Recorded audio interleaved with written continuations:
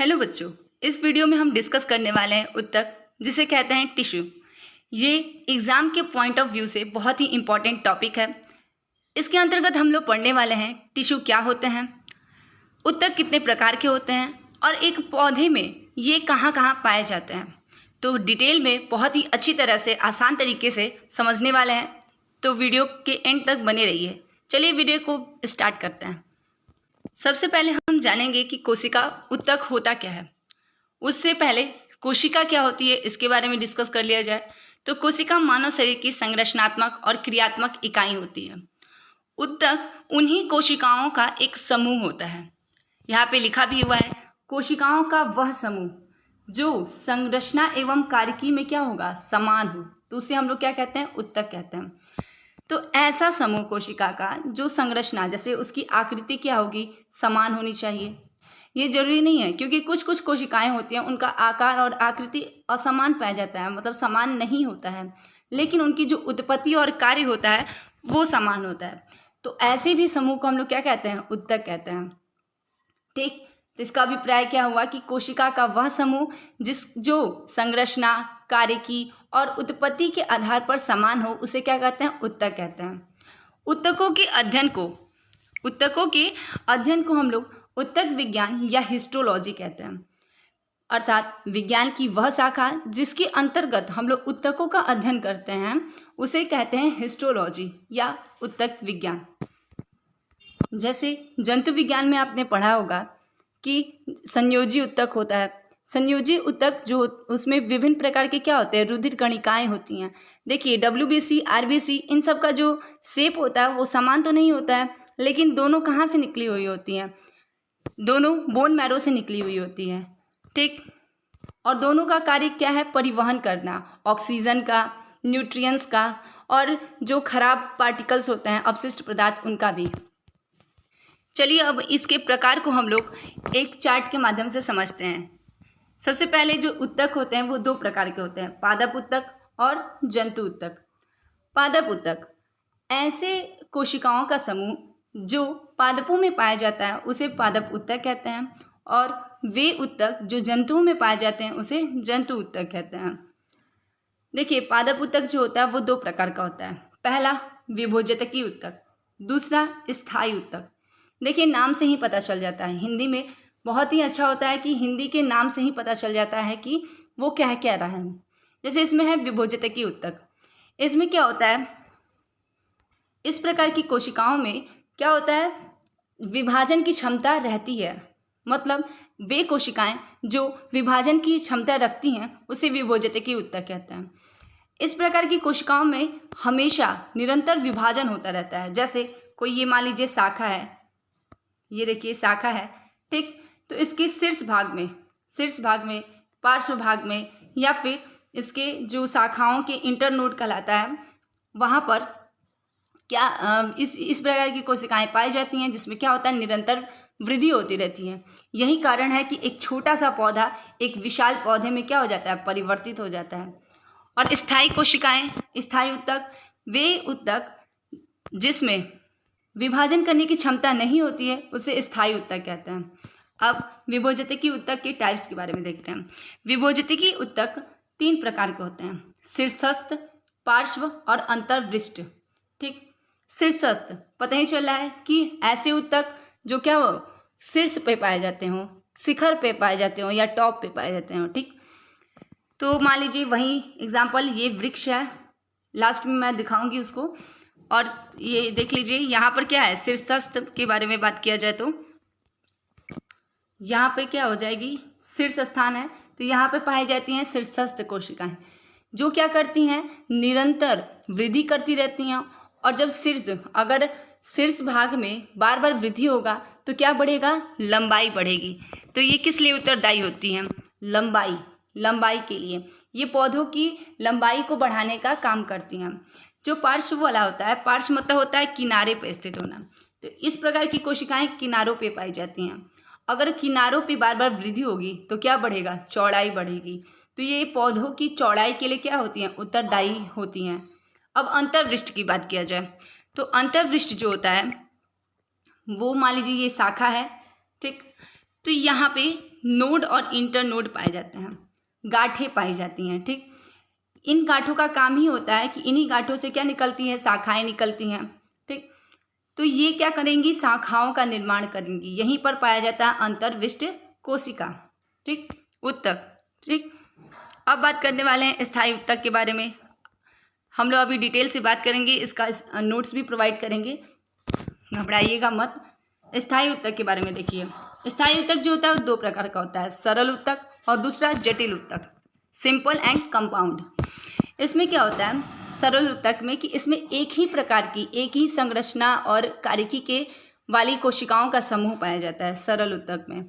लेकिन जटिल में क्या होता है, अनेक प्रकार की अलग अलग कोशिकाएं मिल करके एक ग्रुप का निर्माण करती हैं, एक समूह का निर्माण करती हैं, उसी को कहते हैं हम जटिल उत्तक। अब सरल उत्तक तीन प्रकार का होता है, पहला मृदोत्तक, दूसरा स्थूल कोण उत्तक और तीसरा दृढ़ोत्तक। ठीक, ये अभी ओवरव्यू है, अभी हम इसे डिटेल में भी समझेंगे। देखिए, अब जटिल उत्तक जो होता है वो दो प्रकार का होता है, जाइलम और फ्लोएम। जाइलम, ज से जाइलम, ज से जल, मतलब जाइलम क्या करता है, वो जल का परिवहन करता है।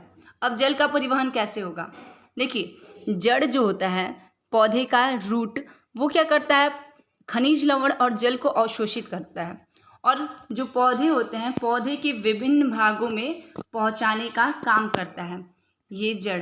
ठीक, अब मतलब क्या होगा कि जो परिवहन की जो दिशा होगी वो नीचे से ऊपर की ओर होगी। ठीक, जड़ ले जा करके विभिन्न भागों में पहुंचाने का काम करता है। अब फ्लोएम के बारे में बात किया जाए तो फ्लोएम क्या करता है, फ से फ्लोएम, फ से फूड। ठीक, इतना याद रखिएगा, आप भूलेंगे नहीं। तो फ्लोएम का काम होता है कि वो भोज्य पदार्थों का परिवहन करे, मतलब जहाँ पर भोज्य पदार्थ नहीं बनते हैं उस स्थानों पे भोजन को पहुँचाने का काम ये फ्लोएम करता है। अब देखिए, जो जहाँ जहाँ पर जैसे पत्तियाँ हैं वो हरी कलर की होती हैं, हरे रंग की होती हैं, वो हरे रंग का उसमें क्या पाया जाता है, पिगमेंट पाया जाता है, जिसे हम लोग कहते हैं क्लोरोफिल। इसी के कारण भोज्य पदार्थों का निर्माण होता है।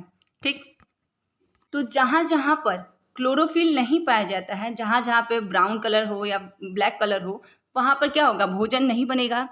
नहीं बनेगा तो अगर देखिए रूट है, रूट भी ब्राउन कलर का होता है, वहाँ पर भी वो तो हरे रंग का होता नहीं है, तो वहाँ पे भोजन नहीं बनेगा। अगर भोजन नहीं बनेगा तो रूट क्या होगा, बिना खाए तो मर ही जाएगा।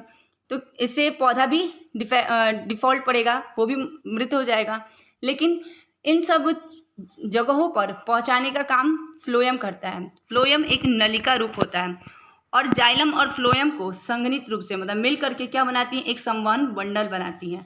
ठीक, अब ये जो जाइलम फ्लोएम होता है वो किन किन कोशिकाओं से, किन किन संरचनाओं से मिलकर बना होता है उसके बारे में नीचे दिया है कि जाइलम वाहिनिका, वाहिका, जाइलम पैरेन्काइमा, जाइलम रेसे, इन सभी चीज़ों से मिलकर बना हुआ होता है। और फ्लोएम चालनी नलिका, सहचर कोशिकाएं, फ्लोएम पैरेन्काइमा और फ्लोएम रेसे से मिलकर बना हुआ होता है। ठीक, अब बात करते हैं उत्तक कितने प्रकार के होते हैं, तो दो प्रकार के होते हैं। पहला पादप उत्तक, जो हमने अभी डिस्कस किया कि पादपों में पाए जाने वाले उत्तक को पादप उत्तक कहते हैं। पादप उत्तक दो प्रकार के होते हैं, विभोजतकी उत्तक जिसे हम लोग इंग्लिश में कहते हैं मेरिस्टेमेटिक टिश्यू, और दूसरा है स्थायी उत्तक जिसे कहते हैं परमानेंट टिश्यू। ठीक, अब बात करेंगे विभोजतकी उत्तक किसे कहते हैं। तो पुष्पीय पादपों में जीवन पर्यंत वृद्धि होती रहती है, विकास होता है और उत्तकों का परिवर्धन होता रहता है। इन सभी का जो उत्तरदायी होता है वो क्या होता है, विभोजतकी उत्तक होता है। जैसे मान लीजिए एक प्रारंभिक भ्रूणीय अवस्था होती है जहाँ पर पौधे का नया निर्माण होता है, ये जो अवस्था होती है वो बीज में पाई जाती है। ठीक, उसकी जो कोशिकाएं होंगी हमेशा वृद्धि करती रहती हैं, वृद्धि के कारण ही ना जो विभाजन होता रहता है उसी के कारण वृद्धि होती है। ठीक, लेकिन जो बाद में जब विकसित हो जाती हैं तो इनमें जो विभाजन की क्षमता होती है वह समाप्त हो जाती है। जैसे हम ही होते हैं, छोटे होते हैं तो हमें बार बार विभाजन की क्षमता होती है, हमारा बार बार विकास होता है, हमारी लंबाई चौड़ाई में वृद्धि होती रहती है। लेकिन एक निश्चित समय आता है जहाँ पर हमारी वृद्धि क्या हो जाती है, रुक जाती है, हमारा ग्रोथ रुक जाता है। ठीक, वहीं जहाँ समझ लीजिए कि अगर हमेशा वृद्धि होती रहेगी, अगर हम पादप रहते हैं, अगर हमारा हमेशा वृद्धि होती रहती तो क्या हो जाते हैं, वो स्थान जो कोशिकाओं का जो समूह होगा उत्तक, उसे हम लोग कहते हैं क्या, विभोजतकी उत्तक। और जब हमारी जो वृद्धि होगी वो रुक जाएगी तो वहाँ पे जो कोशिकाओं के जो समूह पाई जाती है उसको क्या देते हैं हम लोग, स्थायी उत्तक। ठीक, तो यहीं लिखा है क्या कि प्रारंभिक भ्रूणीय अवस्था में सभी भ्रूण की जो कोशिकाएं होती हैं वो विभाजित होकर के वृद्धि को दर्शाती हैं, परंतु बाद में विकसित होने के पश्चात भ्रूण पादप की कुछ ही कोशिकाएं विभाजन क्षमता को रख पाती हैं और सभी क्या हो जाती हैं, और जो इसके अतिरिक्त जो कोशिकाएं होती हैं वो विभाजन क्षमता को खो देती हैं। इस पादप के क्षेत्र को विभोजतकी क्षेत्र कहते हैं तथा सदैव विभाजित रहने को विभोजतकी कोशिकाएं कहते हैं। आपको ये समझने में कठिन लग रहा है तो आप लिख लीजिए कि कोशिकाओं का वह समूह जहाँ पर विभाजन की क्षमता पाई जाती है उसे विभोजतकी उत्तक कहते हैं, और ऐसा क्षेत्र जहाँ पर विभोजतकी उत्तक पाए जाते हैं उसे विभोजतकी क्षेत्र या मेरिस्टेमेटिक रीजन कहते हैं। ठीक, अब जो विभोजतकी उत्तक होते हैं उनकी हम लक्षण के बारे में बात करने वाले हैं कि विभोजतकी उत्तक में कैसे कैसे लक्षण होते हैं, कैसे पता चलेगा कि यहाँ पे विभोजतकी उत्तक पाया जाएगा। तो सबसे पहले इनकी जो कोशिकाएं होती हैं वो कोशिका भित्ति, उसमें जो पाई जाती है कोशिका भित्ति वो बहुत ही पतली होती हैं। देखिए कोशिका भित्ति तो पता है किस चीज़ की बनी होती है, सेल्यूलोज की बनी होती है, और सेल्यूलोज एक प्रकार का कार्बोहाइड्रेट होता है। ये जो कोशिका भित्ति होती हैं वहीं जो जंतु कोशिका है उसे अलग करती है, अर्थात ये केवल पादप कोशिकाओं में ही पाई जाती है, जंतु कोशिकाओं में नहीं पाई जाती है। ये दोनों के अंतर में, पादप और जंतु कोशिका के अंतर का एक प्रमुख लक्षण है जिसके आधार पर हम लोग डिवाइड करते हैं कि ये एनिमल सेल है और ये प्लांट सेल है। ठीक, इसमें जो विभोजतकी उत्तक होती हैं उनकी अंतरा कोशिका स्थान नहीं पाया जाता है, अर्थात जो इंटरसेलुलर स्पेस होता है, मतलब जो दो मॉलिक्यूल्स हैं, देखिए यहाँ पे दो मॉलिक्यूल्स हैं, इनके बीच जो ये स्पेस है, ये जो भी स्पेस है इसी को हम लोग कहते हैं इंटरमॉलिक्यूलर स्पेस। ठीक, अंतरा कोशिकीय स्थान ये नहीं पाए जाते हैं तो क्या होंगे, ठोस होंगे, ठोस तरीके से होंगे। ऐसे पता चल गया कि ये जो विभोजतकी उत्तक होता है वो ठोस होता है। अब बात करते हैं इनके केंद्रक जो होता है वो बहुत बड़ा सघन होने के कारण कोशिका में स्पष्ट रूप से दिखाई देता है। इसका जो न्यूक्लियस होता है केंद्रक, जिसे हम लोग क्या कहते हैं, कोशिका का कंट्रोलर, ठीक, नियंत्रित करने वाला, तो ये बहुत ही बड़ा और सघन होता है। अब आगे बात करेंगे कि इन कोशिकाओं में कोशिकांग जैसे कि माइटोकॉन्ड्रिया, अंतःप्रद्रव्य जालिका पूर्णतः विकसित नहीं होती है। पादप शरीर में विभोजतक के स्थान के आधार पर इन्हें 3 वर्गों में बांटा गया है। मैंने पहले ही बताया, शीर्षस्थ विभोजतकी उत्तक जिसे इंग्लिश में कहते हैं एपिकल मेरिस्टेमेटिक, पार्श्व विभोजतकी उत्तक जिसे कहते हैं लैटरल मेरिस्टेमेटिक, और अंतःविष्ट विभोजतकी उत्तक के बारे में। ये उत्तक जड़ों एवं तनों के शीर्ष स्थान पर पाई जाती हैं।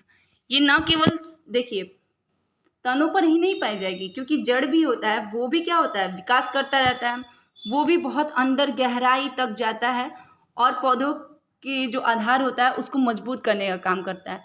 क्योंकि पौधे में जब विकास होगा तो बहुत घने होंगे, बहुत भारी होंगे, तो नीचे का आधार भी तो भारी होना चाहिए, उसे पकड़ने के लिए उसके अंदर क्षमता होनी चाहिए। तो वो क्या करता है, निरंतर वृद्धि करता रहता है। तो इससे अभिप्राय क्या हुआ कि जो शीर्षस्थ विभोजतकी उत्तक हैं न केवल स्तनों में पाए जाते हैं अपितु जड़ों में भी पाए जाते हैं, जहाँ सबसे अधिक वृद्धि होती है और वहीं पर वो क्या होते हैं, विद्यमान होते हैं। ठीक, ये पादपों की लंबाई को बढ़ाने में सहायक होते हैं। मैंने पहले ही बताया कि जब उनकी शीर्ष पे किसी भी चीज़ के शीर्ष पे स्थापित होंगे तो क्या करेंगे, उसकी लंबाई को ही बढ़ाएंगे। ठीक, अब ये निरंतर विभाजित होते रहते हैं तथा जड़ व तने की आजीवन वृद्धि करते रहते हैं, जीवन भर इसकी वृद्धि होती रहती है। ठीक, लेकिन एक निश्चित समय तक कुछ भाग होते हैं, जैसे मान लीजिए फूल हुआ, पत्ती हुई, कुछ शाखाएं हुई, उनका तो जीवन भर वृद्धि होता ही रहता है। मान लीजिए पतझड़ का मौसम हुआ, पत्तियां गिर गई, तो क्या उस पौधे पे जब वसंत ऋतु आती है तो पत्तियां नहीं आती हैं, फूल नहीं आते हैं ना, तो वहाँ पर भी तब भी क्या होता है, वहाँ पे विभोजतकी ऊतक पाया जाता है।